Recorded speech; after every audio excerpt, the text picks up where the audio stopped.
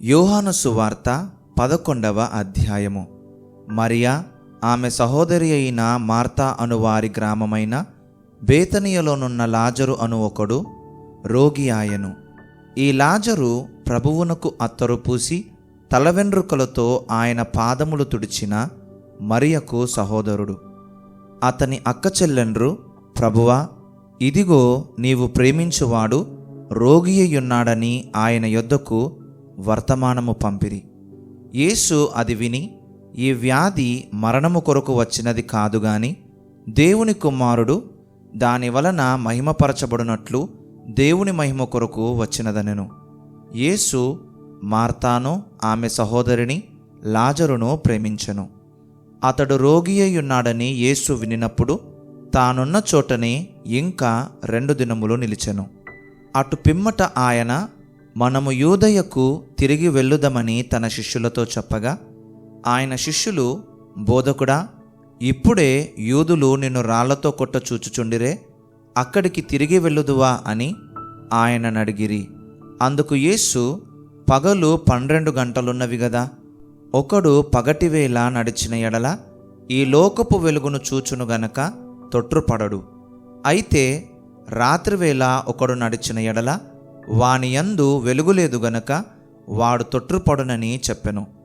ఆయన ఈ మాటలు చెప్పిన తరువాత, మన స్నేహితుడైన లాజరు నిద్రించుచున్నాడు, అతని మేలుకొలుప వెళ్ళుచున్నానని వారితో చెప్పగా, శిష్యులు, ప్రభువా, అతడు నిద్రించిన ఎడల బాగుపడుననిరి. యేసు అతని మరణమును గూర్చి ఆ మాట చెప్పెను గాని వారు ఆయన నిద్ర విశ్రాంతిని గూర్చి చెప్పెననుకొనిరి. కావున యేసు, లాజరు చనిపోయెను, మీరు నమ్మునట్లు నేనక్కడ ఉండలేదని మీ నిమిత్తము సంతోషించుచున్నాను. అయినను అతని యొద్దకు మనము వెళ్ళుదము రండని స్పష్టముగా వారితో చెప్పెను. అందుకు దిదుమ అనబడిన తోమ, ఆయనతో కూడా చనిపోవుటకు మనమును వెళ్ళుదమని తన తోడి శిష్యులతో చెప్పెను. యేసు వచ్చి అదివరకే అతడు 4 దినములు సమాధిలో ఉండెనని తెలుసుకొనెను. బేతనియ యెరూషలేమునకు సమీపమయ్యుండెను, దానికి ఇంచుమించు కోసెడు దూరము. గనుక యూదులలో అనేకులు వారి సహోదరుని గూర్చి మార్తనో మరియనో ఓదార్చుటకై వారి యొద్దకు వచ్చియుండిరి. మార్త యేసు వచ్చుచున్నాడని విని ఆయనను ఎదుర్కొన వెళ్ళెను గాని మరియ ఇంటిలో కూర్చుండియుండెను. మార్త యేసుతో, ప్రభువా, నీవిక్కడ ఉండిన ఎడల నా సహోదరుడు చావకుండును. ఇప్పుడైనను నీవు దేవుని ఏమడిగిననో దేవుడు నీకనుగ్రహించునని ఎరుగుదుననెను. యేసు, నీ సహోదరుడు మరలా లేచునని ఆమెతో చెప్పగా, మార్త ఆయనతో, అంత్యదినమున పునరుత్థానమందు లేచునని ఎరుగుదుననెను. అందుకు యేసు, పునరుత్థానమును జీవమును నేనే.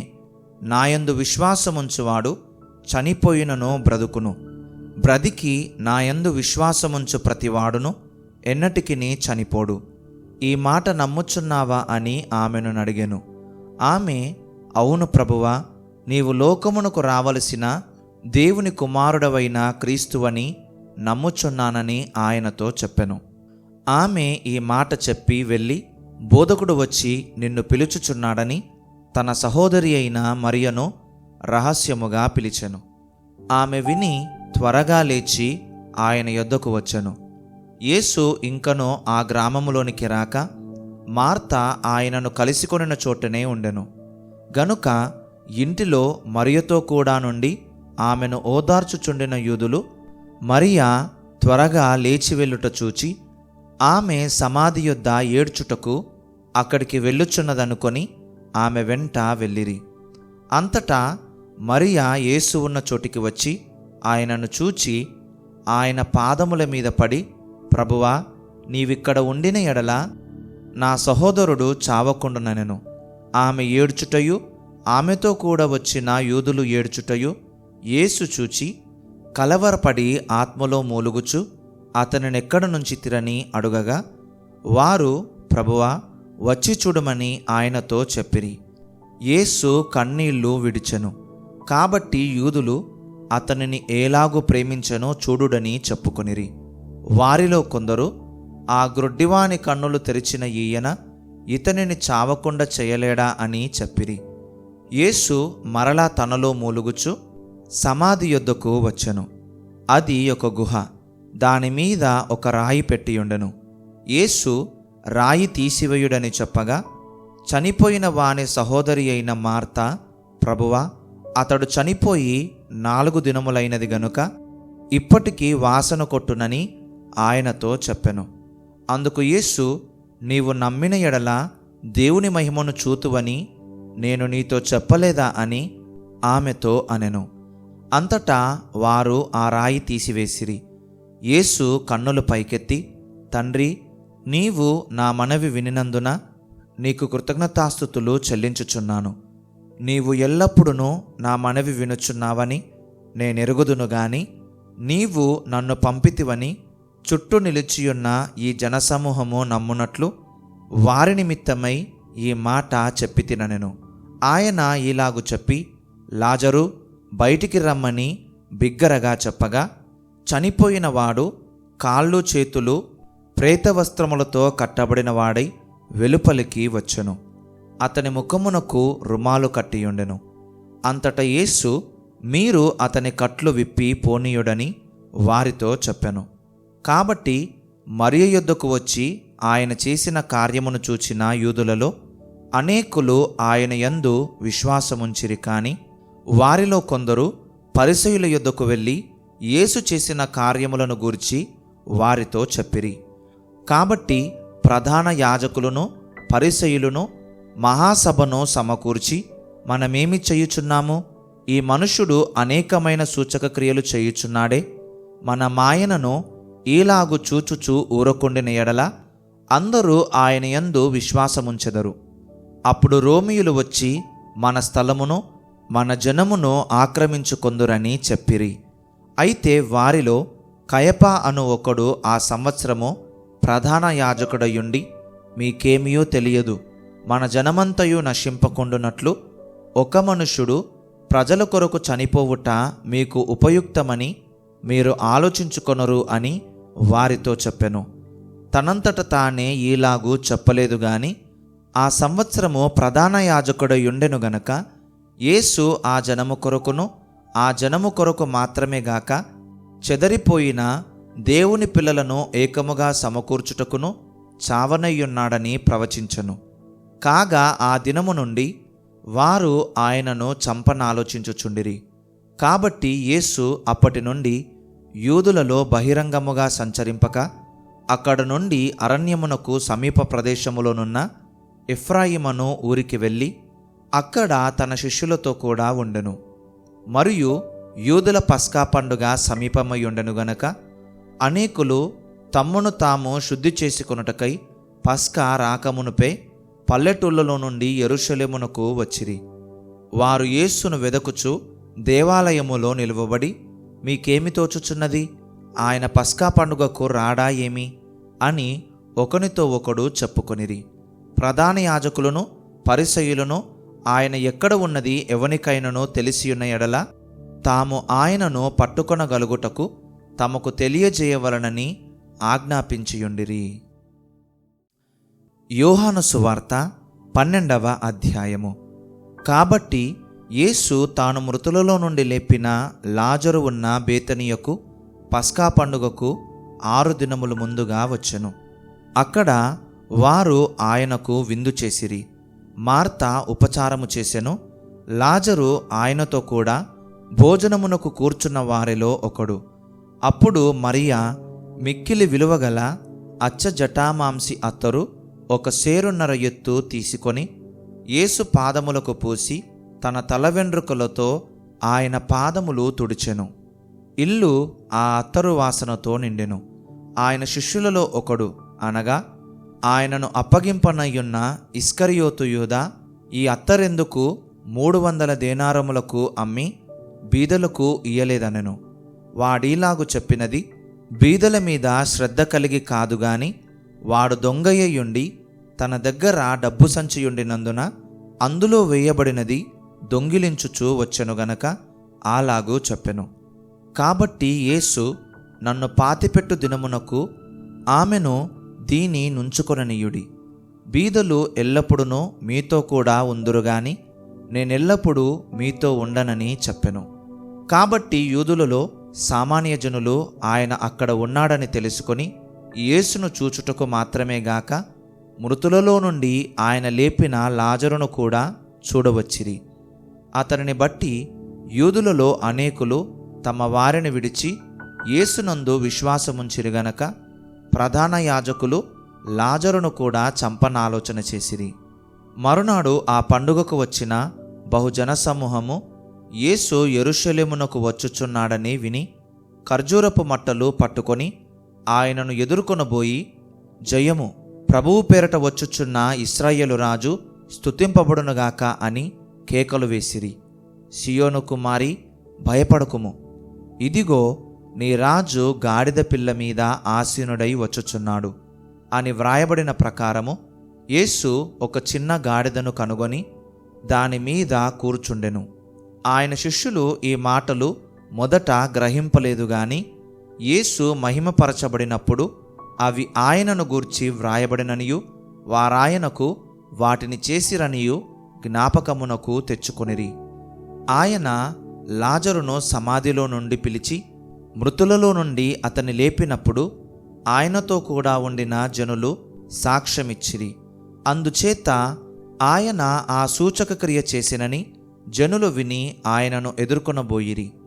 కావున పరిసయ్యులు ఒకరితో ఒకరు, మన ప్రయత్నములెట్లు నిష్ప్రయోజనమైపోయినవో చూడుడి, ఇదిగో లోకము ఆయన వెంట పోయినదని చెప్పుకొనిరి.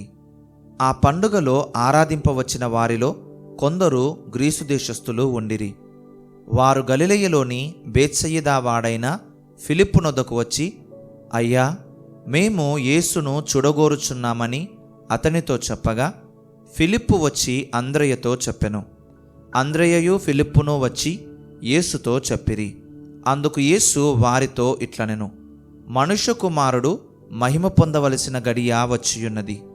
గోధుమ గింజ భూమిలో పడి చావకుండిన ఎడల అది ఒంటిగానే యుండును, అది చచ్చిన ఎడల విస్తారముగా ఫలించును. తన ప్రాణమును ప్రేమించువాడు దానిని పోగొట్టుకొనును. ఈ లోకములో తన ప్రాణమును ద్వేషించువాడు నిత్యజీవము కొరకు దానిని కాపాడుకొనునని మీతో నిశ్చయముగా చెప్పుచున్నాను. ఒకడు నన్ను సేవించిన ఎడల నన్ను వెంబడింపవలెను. అప్పుడు నేను ఎక్కడ ఉందునో అక్కడ నా సేవకుడునో ఉండును. ఒకడు నన్ను సేవించిన ఎడల నా తండ్రి అతని ఘనపరచును. ఇప్పుడు నా ప్రాణము కలవరపడుచున్నది. నేనేమందును, తండ్రి, ఈ గడియ తటస్థింపకుండా నన్ను తప్పించుము. అయినను ఇందుకోసరమే నేను ఈ గడియకు వచ్చి తిని, తండ్రి, నీ నామము మహిమపరచుమని చెప్పెను. అంతటా నేను దానిని మహిమపరచి తిని మరలా మహిమపరుతును అని ఒక శబ్దము ఆకాశము నుండి వచ్చెను. కాబట్టి అక్కడ నిలుచుండి వినిన జనసమూహము ఉరిమెను అనిరి. మరికొందరు, దేవదూత ఒకడు ఆయనతో మాటలాడెననిరి. అందుకు యేసు, ఈ శబ్దము నా కొరకు రాలేదు, మీ కొరకే వచ్చెను. ఇప్పుడు ఈ లోకమునకు తీర్పు జరుగుచున్నది. ఇప్పుడు ఈ లోకాధికారి బయటకు త్రోసివేయబడును. నేను భూమి మీద నుండి పైకెత్తబడిన ఎడల అందరినీ నా యొద్దకు ఆకర్షించుకొందునని చెప్పెను. తాను ఏ విధముగా మరణము పొందవలసి ఉండెనో సూచించుచు ఆయన ఈ మాట చెప్పెను. జనసమూహము, క్రీస్తు ఎల్లప్పుడూ ఉండునని ధర్మశాస్త్రము చెప్పుట వింటిమి. మనుష్య కుమారుడు పైకెత్తబడవలనని నీవు చెప్పుచున్న సంగతి ఏమిటి? మనుష్య కుమారుడగు ఈయన ఎవరని ఆయనను అడిగిరి. అందుకు యేసు, ఇంకా కొంతకాలము వెలుగు మీ మధ్య ఉండును. చీకటి మిమ్మును కమ్ముకొనకుండునట్లు మీకు వెలుగు ఉండగానే నడువుడి. చీకటిలో నడుచువాడు తాను ఎక్కడికి పోవుచున్నాడో ఎరుగడు. మీరు వెలుగు సంబంధులగునట్లు మీకు వెలుగుండగానే వెలుగునందు విశ్వాసముంచుడని వారితో చెప్పెను. యేసు ఈ మాటలు చెప్పి వెళ్ళి వారికి కనబడకుండా దాగియుండెను. ఆయన వారి ఎదుట ఎన్ని సూచక క్రియలు చేసిననో వారాయన యందు విశ్వాసముంచరైరి. ప్రభువా, మా వర్తమానము నమ్మినవాడెవడు? ప్రభువు యొక్క బాహువు ఎవనికి బయలుపరచబడెను అని ప్రవక్త అయిన యెషయా చెప్పిన వాక్యము నెరవేరునట్లు ఇది జరిగెను. ఇందుచేత వారు నమ్మలేకపోయిరి. ఏలయనగా వారు కన్నులతో చూచి హృదయముతో గ్రహించి మనస్సు మార్చుకొని నా వలన స్వస్థపరచబడకుండునట్లు ఆయన వారి కన్నులకు అంధత్వము కలగజేసి వారి హృదయమును కఠినపరచెను అని యెషయా మరి ఒక చోట చెప్పెను. యెషయా ఆయన మహిమను చూచినందున ఆయనను గూర్చి ఈ మాటలు చెప్పెను. అయినను అధికారులలో కూడా అనేకులు ఆయన యందు విశ్వాసముంచిరి గాని సమాజములో నుండి వెలివేయబడుదుమేమో అని పరిసయ్యులకు భయపడి వారు ఒప్పుకొనలేదు. వారు దేవుని మెప్పు కంటే మనుషుల మెప్పును ఎక్కువగా అపేక్షించిరి. అంతట యేసు బిగ్గరగా ఇట్లనెను, నా యందు విశ్వాసముంచువాడు నాయందు కాదు, నన్ను పంపిన వాని యందే విశ్వాసముంచుచున్నాడు. నన్ను చూచువాడు నన్ను పంపిన వానినే చూచుచున్నాడు. నాయందు విశ్వాసముంచు ప్రతివాడు చీకటిలో నిలిచియుండకుండునట్లు నేను ఈ లోకమునకు వెలుగుగా వచ్చియున్నాను. ఎవడైనను నా మాటలు వినియు వాటిని గైకొనకుండిన ఎడల నేనతనికి తీర్పు తీర్చను. నేను లోకమునకు తీర్పు తీర్చుటకు రాలేదు గాని లోకమును రక్షించుటకే వచ్చి తిని. నన్ను నిరాకరించి నా మాటలను అంగీకరింపని వానికి తీర్పు తీర్చువాడొకడు కలడు.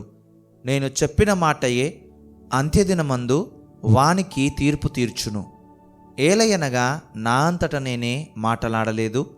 నేను ఏమనవలెనో ఏమి మాటలాడవలెనో దానిని గూర్చి నన్ను పంపిన తండ్రియే నాకాజ్ఞ ఇచ్చియున్నాడు.